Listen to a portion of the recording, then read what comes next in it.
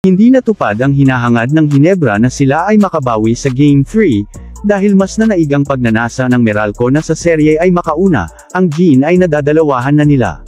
Sa kanilang pagkakapanalo ang Meralco ay tuwang-tuwa sa galak, kinontrol nila ang buong laro, bawat sulok ng court ay nilagyan nila ng tatak, ang Ginebra ay kinulang sa kapangyarihan ng alak. Pinatikim ulit ng Bolts sa Ginebra ang depensa nilang mabalasik, kung nung nakaraan ay parang makinang pangdigma si Sistan na ang galawan ay nakaset sa automatic, sa Game 3 siya ay tumirik. Ang angas ng kanyang laro ay nawala, 2 araw matapos niyang itala ang bagong career high na 41, ang Meralco ay pinaghandaan siya, maski si Newsom ay nabigyan pa siya ng harap-harapang butata. Ang laro ay natapos na nakagawa lang siya ng 10, di mo alam kung bagong plano ba nila ito upang mabigyan ng sapat na kumpiyansa ang kanyang mga kasama, pero sila ay bigo pa rin palakasin ang kanilang opensa. 3 lang sa kanila ang nakapagtala ng mahigit 10, pero kumpara nung nakaraan ang kanilang bench ngayon ay naging matino. Sa pangunguna ni L.A. Tenorio na may 9, ang kanilang second unit ay nakapaghatid ng 29.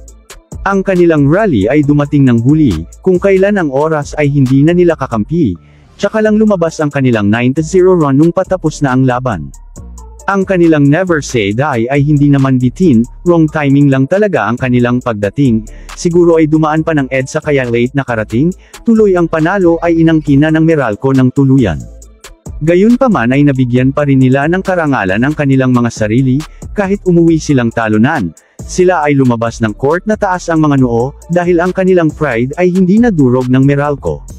Pero para sa Bolts ang panalo ay panalo pa rin kahit na ilang puntos lang ang kanilang huling abante, ang momentum na nabuo nila ang gagamitin nilang bentahe upang may sarado nila ang serye.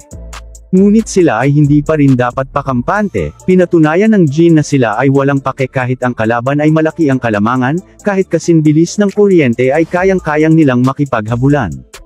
Kahit ang pagsabog ng kanilang opensa ay natagalan, kung ito ay dumating lang sa tamang oras ang hagupit ay tiyak na pangmatagalan, sa tulong ng kanilang taga-suporta ay kaya nilang baligtarin ang laban. Kahit na sila ay natalo ay natapos pa rin nila ng maganda ang laro, maliit man ang nabuo nilang kumpiyansa, sa susunod na bakbakan siguradong yun ay magagamit nila. Hindi naging maganda ang kanilang simula sa unang 2 yugto, yun talaga ang kanilang naging problema kaya ang Meralco ay nakabuo ng sapat na distansya at yun ay naalagaan naman nila.